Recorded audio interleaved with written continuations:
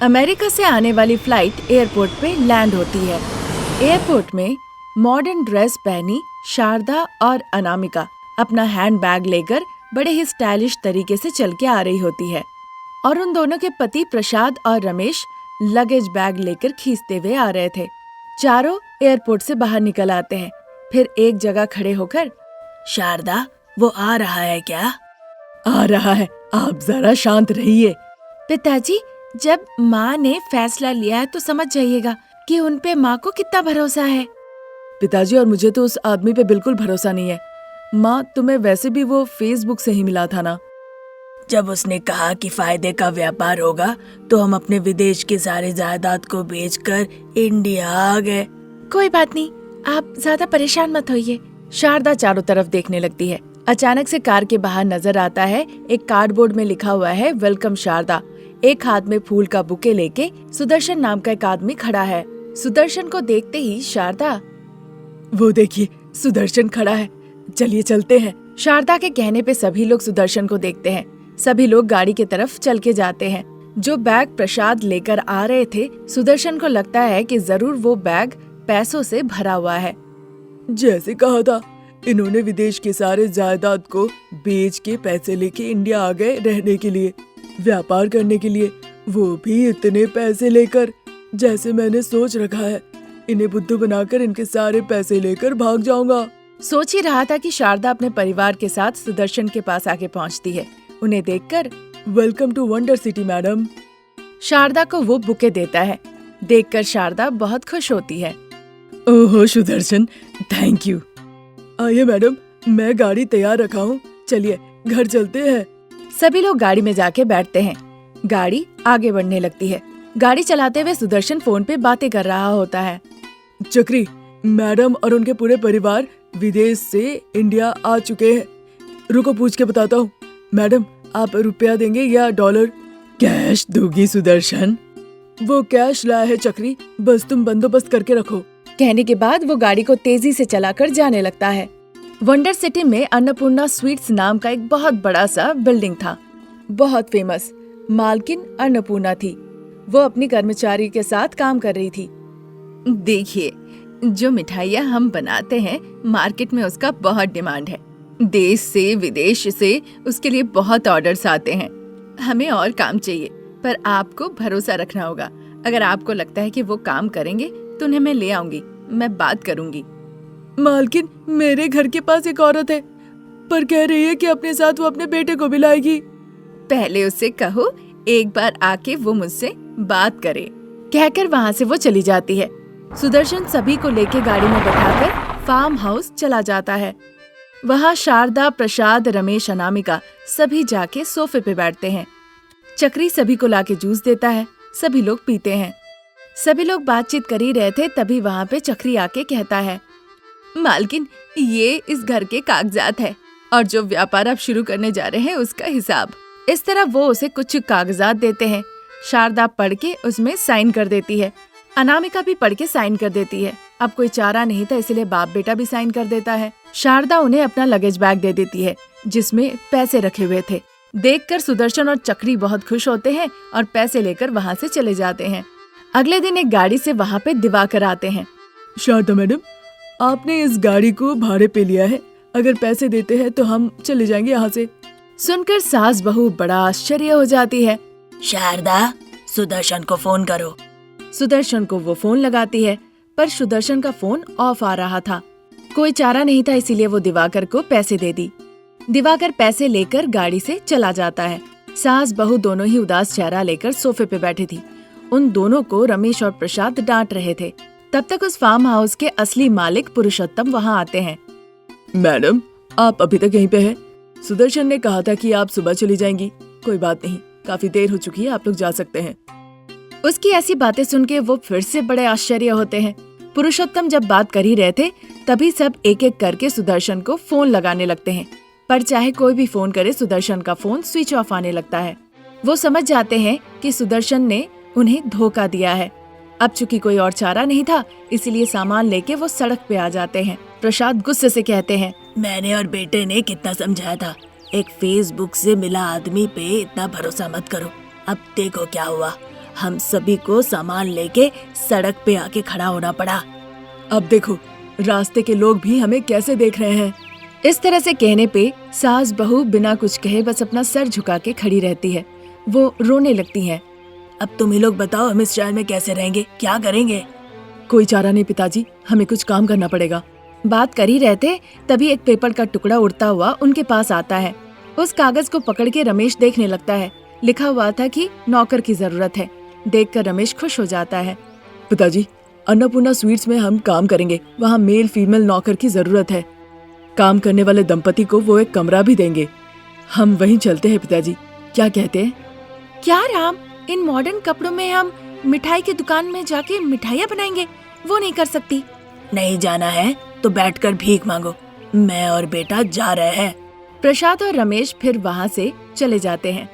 अब जब कोई चारा नहीं था, इसीलिए बाप बेटे के पीछे पीछे सास बहू भी चली जाती है। थोड़ी देर के बाद वो अन्नपूर्णा के सामने जाके खड़ी होती है। उनके मॉडर्न ड्रेस को देखकर अन्नपूर्णा, नमस्ते मैडम, क्या आपको यहाँ मिठाइयाँ चाहिए? हमें काम चाहिए, हमने पेपर में आप लोगों का इश्तेहार देखा, इसीलिए हम यहाँ काम ढूंढने के लिए आए हैं। वहाँ पे जितने कर्मचारी थे ये सुनकर हंसने लगते हैं। अन्नपूर्णा गुस्से से देखने लगती है, फिर हंसना बंद करके सब काम में लग जाते हैं। फिर सास बहू ने सुदर्शन की पूरी कहानी अन्नपूर्णा को खुल के बताती है। सुन के अन्नपूर्णा को भी बहुत बुरा लगता है। चिंता मत कीजिए, हम अपराधियों को जरूर पकड़ेंगे, बस हमें यहाँ कुछ काम दे दीजिए। जरूर, काम के साथ साथ कमरा भी दूंगी। अंदर जाइए, जाके कपड़े बदल लीजिए। कावेरी, बुलाने पे कावेरी वहाँ पे आती है।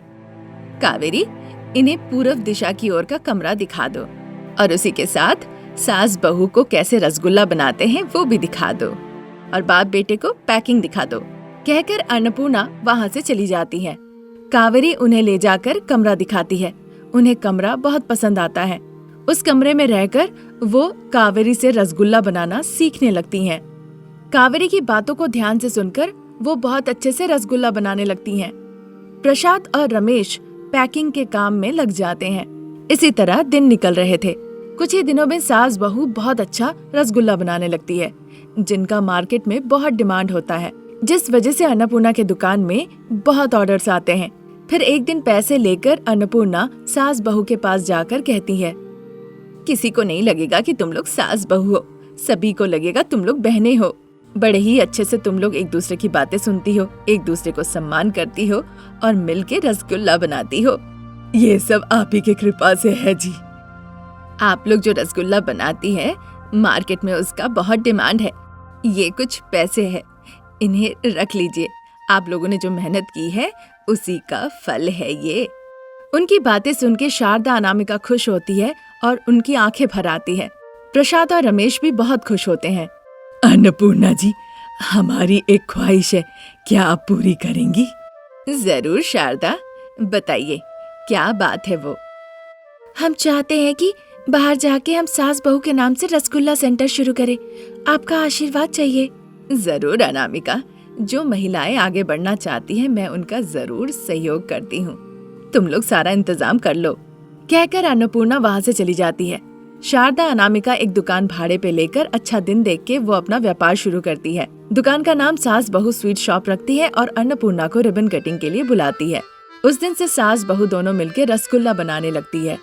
प्रसाद और रमेश उनकी मदद करते हैं।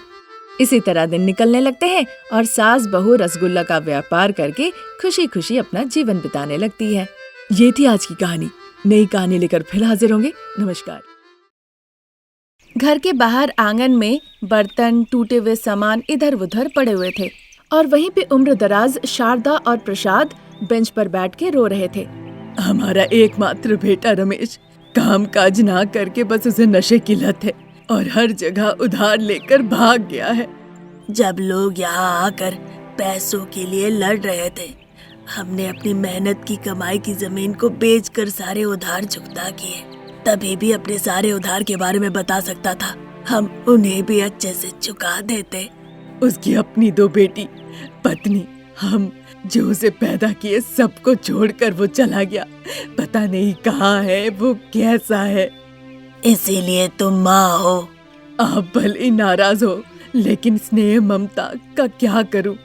उसने सोचा जीना है तो जी लेंगे, मरना है तो मर लेंगे, लेकिन इस तरह कायर के तरह वो पत्नी बच्चे सबको छोड़ के कैसे भाग गया। बेचारी बहू बच्चों के साथ साथ हमारी भी देखभाल कर रही है, देखकर दुख होता है। काश वो हमारी खुद की बेटी होती। शारदा प्रसाद बात कर ही रहे थे, तभी वीरू उनके घर के अंदर से एक पुराना बक्सा निकाल के लेके आता है। गरीब बहुरानी अनामिका उसके पैरों पे गिर के रोने लगती है। भैया, आप सोचिए ना कि मैं आपकी खुद की बहन हूँ। जो कपड़े हम पहनते हैं, चूल्हा बर्तन सब कुछ तो आपने इस तरह से फेंक दिया है। कम से कम इस बक्से को छोड़ दीजिए, मैं आपके पैर पड़ती हूँ। फिर गुस्से से, देखो बहन, तुम भूषण को नहीं जानती हो। अगर उसे पता चल गया कि मैंने तुम पे दया करके छोड़ दिया है तो वो मुझे मार डालेगा। देखो, मेरे पेट पे लात मत मारो, मुझे मेरा काम करने दो बहन।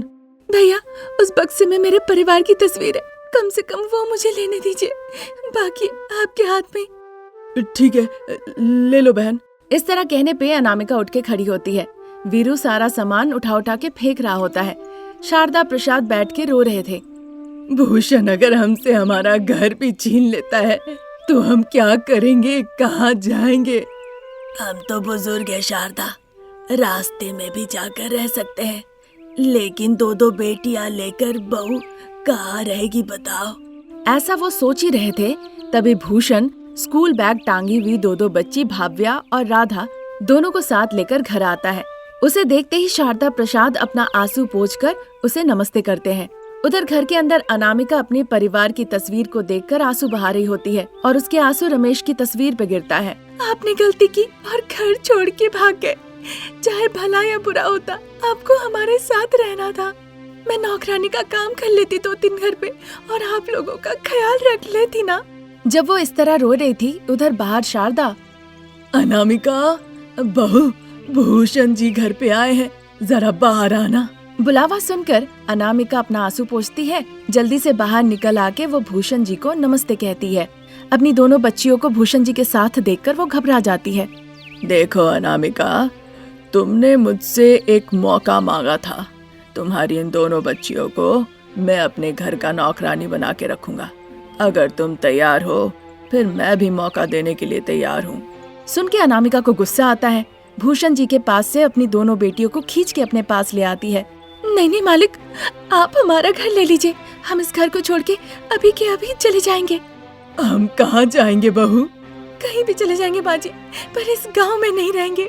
तुम्हारे सास ससुर तो चल नहीं पाते हैं, उन्हें उठा कर ले जाओगी क्या? कहकर भूषण हंसने लगते हैं। काफी देर सोच विचार करने के बाद अनामिका घर के अंदर जाती है। भूषण उसे देख रहा होता है। अनामिका अंदर से एक लंबी छड़ी ले आती है और उस छड़ी के छोर पे रस्सी से बांध देती है। फिर उन दोनों रस्सी पे अपने सास ससुर को बैठाकर अपने कंधे पे उठा लेती है। कपड़े बर्तन का थैला अपने सर पे रख लेती है। ये देखकर शारदा और प्रसाद रोने लगते हैं। भगवान करे अगले जन्म में मैं तुम्हारी बहू बनूं और तुम्हारे सारे कर्ज को उतार दूं। ये मेरी जिम्मेदारी है माँ जी, ऐसा मत कहिए। अनामिका अपनी दोनों बेटियों का हाथ पकड़ के शहर के रास्ते चलते हुए निकल जाती है। वहाँ और भी गरीबों के साथ एल्युमिनियम शीट के घर पे रहने लगती है। देखिए, मेरी बहन ने कहा था, इसीलिए इतने कम भाव में मैं आप लोगों को रहने दे रहा हूँ। यहाँ अच्छे से रहिएगा और टाइम पे भाड़ा दे दीजिएगा। आपका बहुत शुक्रिया भैया, मैं आपको समय समय पे भाड़ा दे दूंगी। इतना कहकर दिनेश वहाँ से चला जाता है।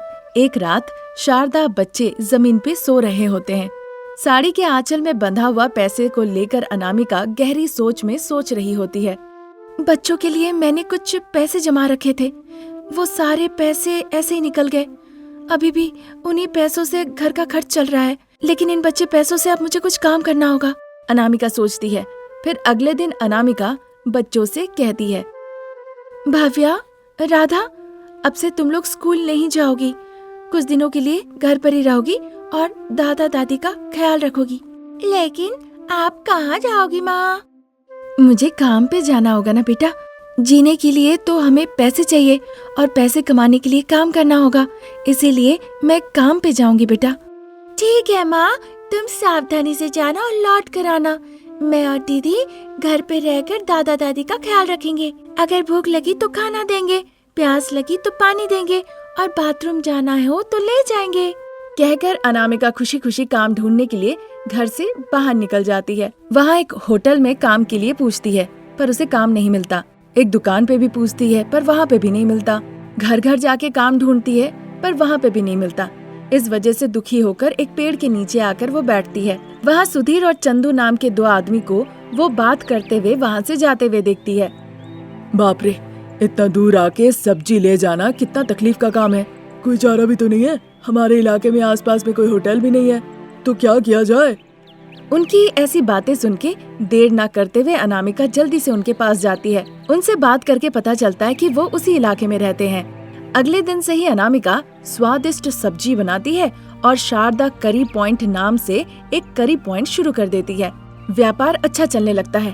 फिर जो पैसे कमाती है उसी से अनामिका अपने बच्चे, अपने सास ससुर सभी का बहुत अच्छे से ख्याल रखती है और सुखी सुखी सब मिलजुल के जीवन बिताने लगते हैं। ये थी आज की कहानी। नई कहानी लेके फिर हाजिर होंगे। नमस्कार।